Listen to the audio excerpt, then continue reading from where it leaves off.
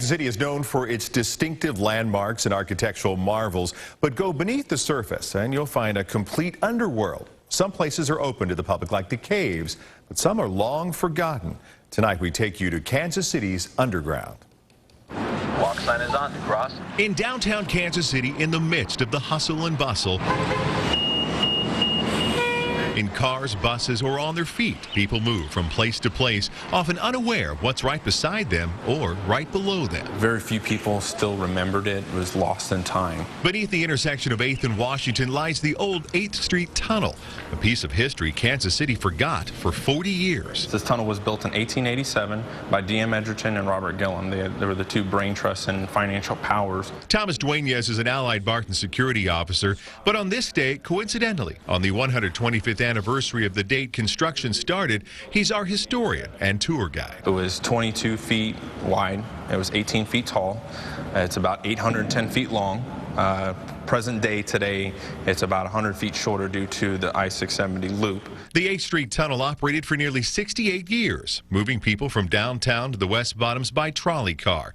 But as the increase in car ownership decreased ridership, in 1956 the city shut down the trolley, sealed off the tunnel, and basically forgot about it.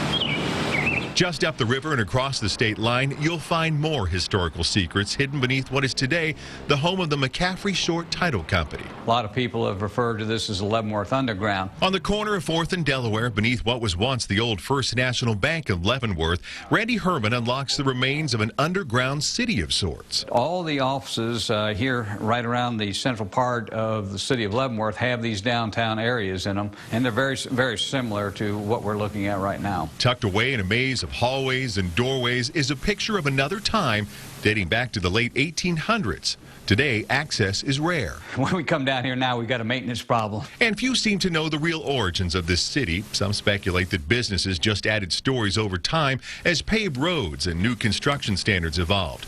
Others point to the Underground Railroad. My research indicates that the Underground Railroad did go through Leavenworth, but it was a period of a series of safe houses on the southern part of the city, more than actually through the town. That's not to say it couldn't have happened. I just can't substantiate that. Everybody has a strong amount of pride for all the historical landmarks throughout Kansas City, and this is one of ours. Back in the 8th Street Tunnel, history is a little more concrete.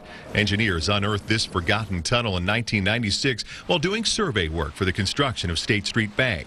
For nearly 7 decades, trolley passengers had traveled through this tunnel as part of their daily lives. Any idea how much it cost? Was it something? Originally, it was around 3 cents a fare round trip. You can buy it for the day. That turn-of-the-century technology was quite primitive, even leading to one fatality.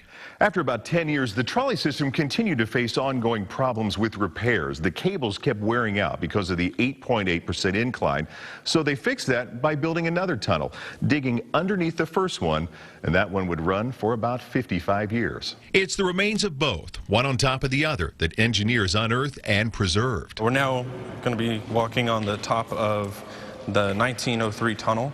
There's stalactites and stalagmites in this tunnel. With such damp conditions, the structural integrity of the tunnel is an ongoing concern. For that reason, this underground is only open for occasional tours, and then only to a point. To reach the bottom, you have to go to the very end of the top tunnel, a point where the ceiling and floor come within about 3.5 feet of one another, and then descend on a ladder into the eerie darkness below.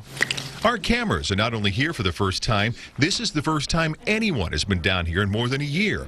Meeting Dueñas notices a number of changes. That's what happens to the wood when it falls on the ground. So this was an actual beam? Yeah, from up above. And armed with flashlights, we navigate through the mud, stepping over fallen electrical lines and light fixtures. We reach the far end of the tunnel, and we spot what would have been a subway platform of sorts. And today our crew and Dueñas are in for a big surprise. And one of the things you were telling me is that every time you come down here, you might find something new. Today, this was a pretty impressive find. Tell me what we see up here.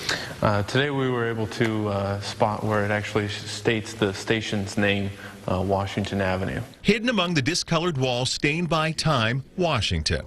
Something caught only by our added camera lights. A picture of another time, part of Kansas City's underground history. Millions of passengers traveled through the 8th Street Tunnel over some 68 years. You'll find more information and some more pictures at kshb.com on our homepage. And the unfortunate thing is they're not open to public tours, either one of these, but pretty impressive. So if someone wanted to share it, they can go to our website because you can't get down there on your own. Right. Or if you know somebody inside either one of those businesses. They are businesses, so that's the thing. Sure. They really have other things going on upstairs, and but occasionally I've heard that they'll let people in. So Cool that you took us down. it was really pretty fun.